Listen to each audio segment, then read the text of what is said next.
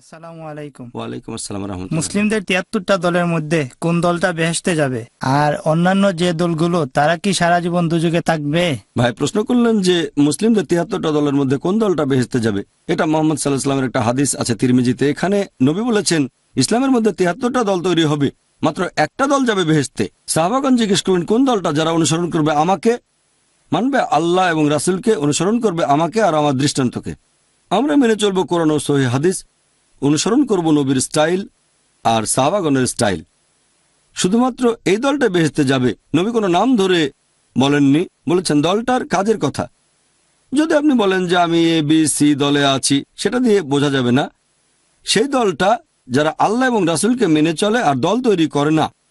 পবিত্র কোরআন বলছে দল তৈরি করো না, আপনি কোরআন মেনে চলবেন। আর কোরআন বলছে সূরা আনার মধ্যে ৬ আয়াত ১৫৯, যারা দিন সম্পর্কে নানা দল তৈরি করে, হে নবী তাদের দায়িত্ব তোমার নয়। যদি কোরআন এবং সুন্নাহ মেনে চলেন তাহলে দলাদলি করবেন না। তাহলে যারা কোরআন এবং সুন্নাহ মেনে চলে আর দলাদলি করে না তারা বেহেশতে যাবে। বুঝতে পারলেন? এখন অন্যদের কি হবে? তারা বেহেশতে যেতে পারবে না। পরে যদি আল্লাহ তাদের ক্ষমা করেন, যদি শিরক না করে তারা, পরে আল্লাহ বেহেশতে নিলেন, চাইলে তিনি তা করতে পারেন। জাকির ভাই, আপনি বললেন মুসলিমদের দল তৈরি করা উচিত নয়, তবে মানুষ তো আপনাদেরকে দল বানিয়ে ফেলেছে যে আপনারা আইআরএফ মতবাদের। এটার উত্তর দিব কিভাবে? ভাই খুব সুন্দর প্রশ্ন করেছেন যে আমরা দল তৈরি না করলেও মানুষ আমাদেরকে এখন একটা লেভেল দিচ্ছে যে এরা আইআরএফ মতবাদের। এই লেভেলটা আমরা দিচ্ছি না, অন্যান্য মানুষ দিচ্ছে। আমরা কাজ করছি একটা প্রতিষ্ঠান হিসেবে। আমাদের নবী বলেছেন তোমরা একসাথে মিলে কাজ করো, তার মানে জামাত, নবী এটাকে উৎসাহিত করেছেন।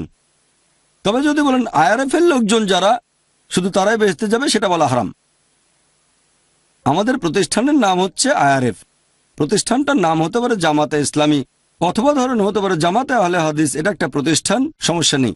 প্রতিষ্ঠানটা কোরআন হাদিস অনুযায়ী চললে কোনো সমস্যা নেই, তবে কোরআন হাদিসের বিরুদ্ধে গেলে তাহলে সমস্যা। তবে যদি বলেন শুধু এই প্রতিষ্ঠানের লোকজনই বেহেশতে যাবে, তখন সেটা হবে একটা সমস্যা।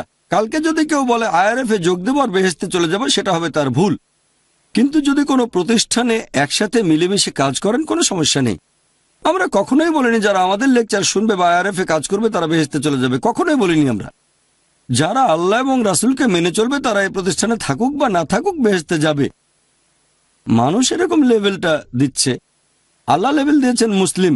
যদি কেউ জিজ্ঞেস করে আপনি কি ধর্মীয় পরিচয়ে, আমি মুসলিম।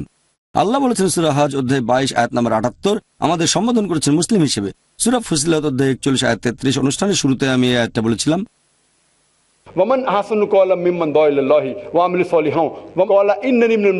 কথায় সেই ব্যক্তি অপেক্ষা কে উত্তম যে আল্লাহর পথে মানুষকে আহ্বান করে সৎ কাজ করে আর বলবে যে আমি একজন মুসলিম। আল্লাহ বলেছেন আমাদের পরিচয় হচ্ছে মুসলিম, মুসলিম, মুসলিম। এমনকি দাওয়ার ক্ষেত্রে সূরা আলে ইমরান অধ্যায় ৩ আয়াত নম্বর ৬৪, অমুসলিমদের সাথে যখন কথা বলবো, আল্লাহ বলেছেন শেষের দিকে তোমরা সাক্ষী থাকো আমরা মুসলিম, আল্লাহর কাছে আত্মসমর্পণকারী। তাহলে আমরা আল্লাহর দেয়া লেভেলটাই ব্যবহার করব, মুসলিম। প্রথমে মুসলিম, শেষেও মুসলিম। কোন মুসলিম? যে আল্লাহ এবং রাসূলকে মেনে চলে। আশা করি উত্তরটা পেয়েছেন।